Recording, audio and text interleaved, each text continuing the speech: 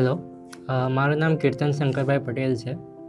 મને એન્જલ એજ્યુનેક્સ્ટે બહુ બધી હેલ્પ કરી હતી વિઝા અપાવડાવવા માટે.